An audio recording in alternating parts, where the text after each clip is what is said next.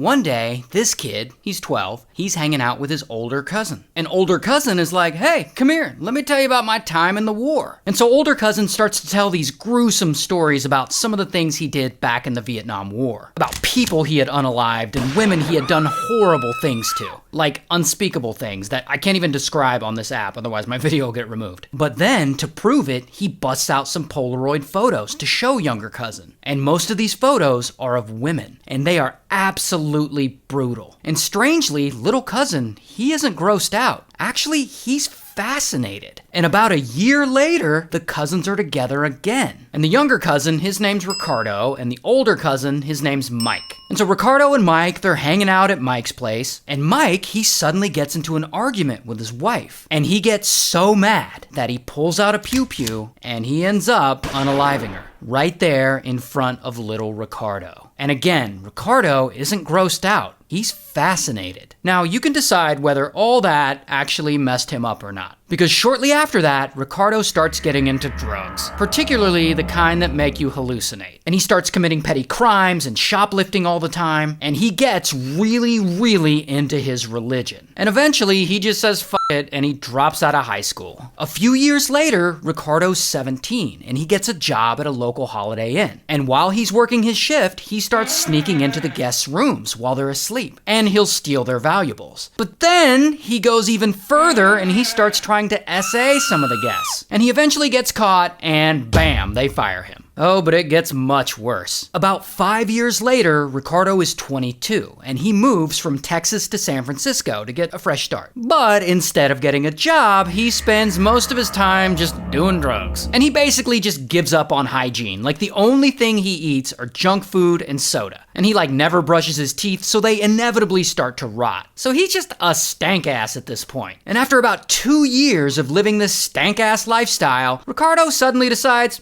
you know what? I'm gonna start murdering people. This sounds like fun. And then one day, while he's out in the neighborhood, Ricardo spots a girl. And she's 9, and the girl has lost a dollar bill, and she's out looking for it. And so Ricardo approaches her, and he's like, hey, I know where your dollar bill is. I can show you. Follow me. And so she follows him into the basement of the hotel where he's living. And there, he does horrible things to her, and he eventually unalives her.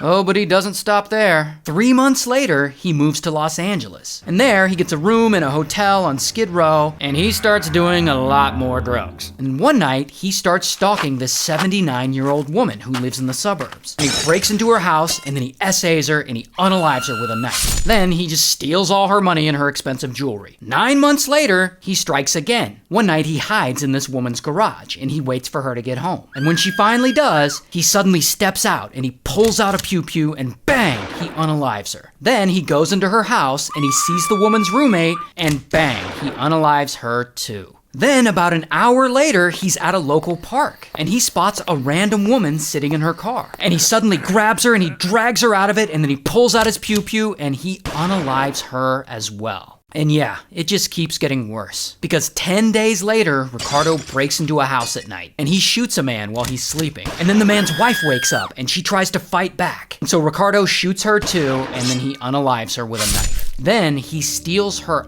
eyes, and he puts them in a jewelry box to take with him as a souvenir. And so Ricardo just continues on this streak of murder and SA, and he unalives at least 5 more women and 5 more couples. Usually he'll break into their home at night, execute them, and then he'll draw religious symbols at the scene of the crime. Now at this point, police are looking at this string of attacks, and they're starting to think, there might be a serial killer on the loose here. So they start investigating. But as of now, they don't have much. They have some descriptions of him, they have some sort of fingerprints, and they have some shoe prints they found at some of the crime scenes. But interestingly enough, Ricardo's shoe print is unique. There had only been 1 pair of that brand of sneakers sold in Los Angeles in his size. So maybe they're onto something. Meanwhile, the news media is reporting on all of this. And so stories about his string of murders are blowing up all over the news. And the media starts referring to him as the Night Stalker, which, to be fair, is a much cooler name than his stank ass deserves. But with all this news coverage, Ricardo is starting to feel the heat. And he doesn't want to get caught. So he leaves Los Angeles and he moves all the way back to San Francisco. And there, in San Francisco, like the first thing he does, he breaks into a couple's home and he unalives them and he draws another religious symbol on the wall. And so police, they investigate this and they're like, oh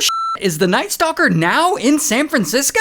Now the mayor of San Francisco, Mayor Dianne Feinstein, she gets on TV and she holds a press conference. And she reveals that the police have identified the Night Stalker's shoes from all those shoe prints he left behind. And then she holds up a police sketch showing the world roughly what Ricardo looks like. And Ricardo, he sees this press conference on TV and he's like, oh snap, they're onto me. And he heads right over to the Golden Gate Bridge and he throws his shoes over into the water. So he'll never leave those shoe prints again and they'll never catch him that way. Then a few days later, he moves back to the Los Angeles area. And then one night, Ricardo drives a little bit south of that area and he tries to break into another family's home. But that fails. And then later, he breaks into a different couple's home. And then he shoots the husband and essays the wife before he arrogantly identifies himself to her. He says, tell them the Night Stalker was here. So then later, when that woman talks to police, she's able to give them a description of Ricardo. And police had also found a car he had stolen with one of his whole ass fingerprints in it. And from that fingerprint, police are finally able to use new technology to identify it and start piecing all this together.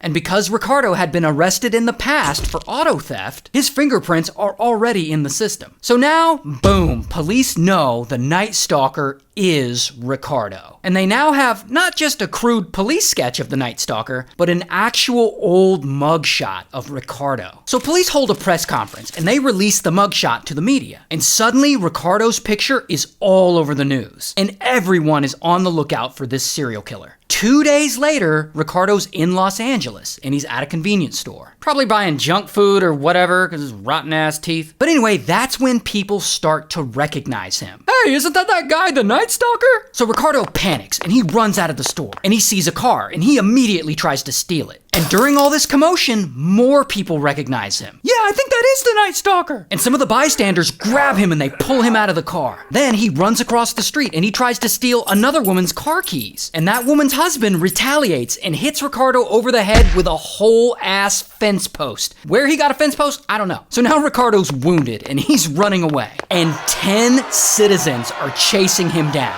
And they finally catch him and they hold him down. And they beat the living shit out of him. I'm sure it was glorious. But then eventually, police show up. And then bam, they arrest him. Here's his mugshot. And they charge his stank ass with 13 counts of murder, 5 counts of attempted murder, 11 SAs, and 14 burglaries. And he's found guilty of everything, and he's sentenced to death by gas chamber. Oh, but here's the craziest part. While he's on death row, he gets fans. And those fans start writing him and visiting him in prison. And one of those fans he falls in love with and they get married. So this stank ass serial killer on death row somehow finds love and gets married. Why are you still single? Anyway, he later died of cancer.